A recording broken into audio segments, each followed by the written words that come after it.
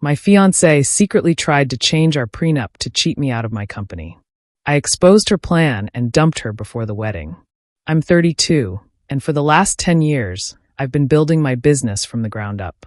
I started with almost nothing, working long hours, skipping vacations, and putting my social life on the back burner to make my tech consulting company successful. It wasn't easy, but it paid off. I'm proud of what I've built, and I've always been careful to protect it. 2 years ago, I met Samantha. She's 29, works in marketing, and seemed like someone who got what it meant to work hard. She was confident, sharp, and always made it clear that she had high standards for herself and the people around her. I liked that about her. Over time, though, I started to notice that her idea of high standards sometimes veered into entitlement. She loved expensive dinners, fancy trips, and constantly talked about how she deserved the best. I didn't think much of it at first. She worked hard too, and I figured she just liked treating herself. Things moved fast between us, and after about a year of dating, we got engaged. I was all in. I thought she was too. But there were some things about her family that made me uncomfortable.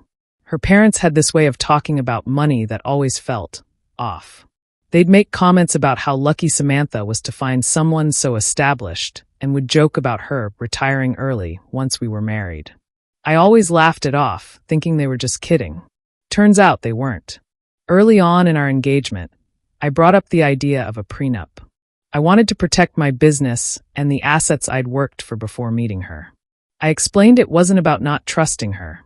It was about being smart. She didn't love the idea, but after a few conversations, she agreed. We hired separate lawyers, hashed out the details, and signed the prenup. It was straightforward. My business and anything tied to it would remain mine, and anything we earned or built together during the marriage would be split fairly. She didn't push back on any of it, and I thought we were on the same page. A month before the wedding, Samantha brought up the prenup again. She said her lawyer had found some minor issues that needed to be updated, and she wanted to make sure everything was cleaned up before the big day. She acted like it was no big deal, just a formality. I told her I'd take a look at it later, and didn't think much of it at the time. When I finally got around to reviewing the new draft, I realized she wasn't being honest with me. The changes weren't minor at all. In this new version, any income from my business during the marriage would be considered joint property. Not only that, but there was a new clause saying that if we divorced, she'd be entitled to a consulting fee based on the company's valuation. She'd have the right to initiate that valuation at any time. It was obvious what was happening. She was trying to sneak in terms that would give her a financial claim over something she had no part in building. I confronted her that night. I told her I'd read the changes, and I wanted to know why she thought it was okay to try to rewrite the terms we'd already agreed on. She immediately got defensive, saying I was overreacting and that her lawyer had just misunderstood her instructions. I told her that wasn't good enough. She started crying and said, "If you loved me, this wouldn't matter." I told her it wasn't about love. It was about trust, and right now, I didn't trust her at all. I knew something wasn't right, but I needed proof before I made any decisions. That's when I started paying closer attention to her behavior. One evening, while she was in the shower, her laptop was open on the kitchen counter. I noticed a group chat with her friends, and my gut told me to read it. What I found confirmed everything I suspected. In the chat, Samantha had been bragging about the prenup changes. She called me clueless and said I'd never notice until it was too late. Her friends were cheering her on, saying things like, "Secure the bag, girl," and "Smart move, just make sure he signs it fast." One of them even joked about how she'd be set for life if we divorced.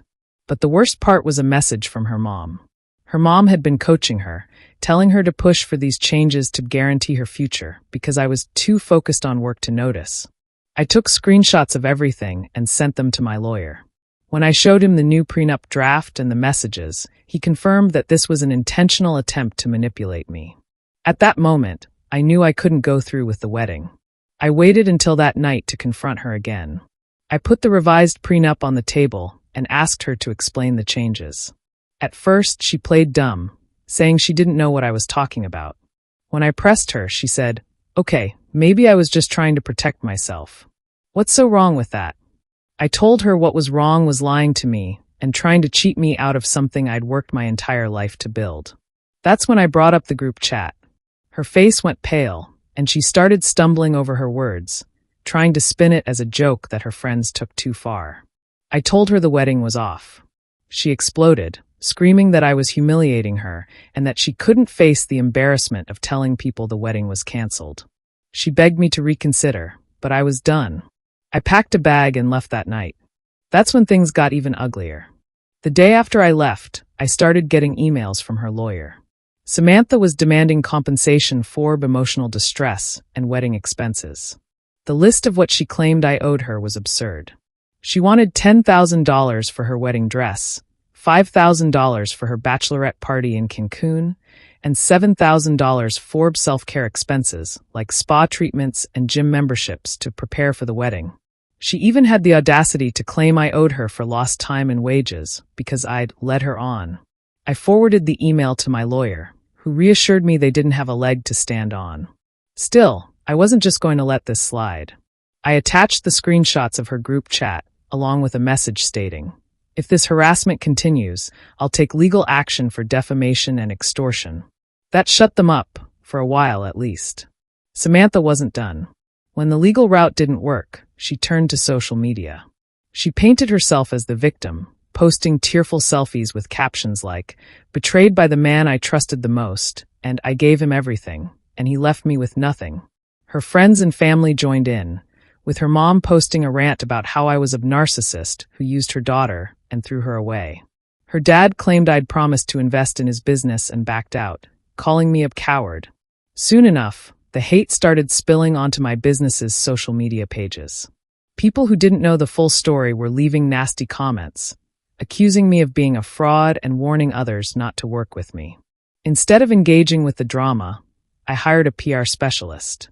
They advised me to release a neutral statement on my business page, thanking my clients and supporters for their understanding during a personal matter and reiterating my commitment to integrity. At the same time, I privately sent the screenshots of the group chat to a few mutual acquaintances. It didn't take long for the truth to spread. People started questioning Samantha's story, and her posts were soon flooded with comments like, "This you? And didn't you try to scam him though?" Her victim narrative fell apart quickly. But Samantha's family wasn't ready to let it go. Her dad decided to file a lawsuit against me, claiming I'd verbally agreed to invest $100,000 in his car dealership business and backed out after the engagement ended. It was ridiculous. There was no agreement, verbal or otherwise. The timing was strategic, though. The lawsuit was filed just days before I was scheduled to pitch a major project to investors for my business. I didn't let it distract me. My lawyer countersued for defamation and malicious prosecution, presenting evidence that the lawsuit was fabricated. During discovery, we found out Samantha's dad had forged documents to back up his claim. Not only was his case dismissed, but he was ordered to pay my legal fees. To top it off, word got out about the forged documents, and he lost a major supplier partnership. His business took a hit, and from what I heard, he had no one to blame but himself. Just when I thought things couldn't get worse, I got a call from my old building manager. Samantha had been hosting apartment tours and claiming she was selling my furniture and other belongings. When I rushed over to check, I found out she'd listed everything from my gaming setup to sentimental items like family photos and a signed baseball from my late grandfather on online marketplaces. I called the police and filed a theft report. When they showed up, I showed them receipts and photos proving the items were mine. Samantha tried to argue they were gifts, but her story didn't hold up. The officers made her take down the listings and return everything she hadn't already sold. I made sure to let the neighbors know what she'd been up to, and watching her pack up the stolen items while people stared was a small but satisfying victory. At that point, I'd had enough. I cut all ties with her and her family. I moved to a new apartment, changed my phone number, and made sure to block them on every platform. I also worked with my lawyer to update my business's structure and estate plans, ensuring no one could ever try to pull something like this again. Looking back, the whole experience was a nightmare, but it taught me a lot. Samantha and her family were the definition of entitlement. They didn't just see my success as an opportunity. They saw it as something they were owed.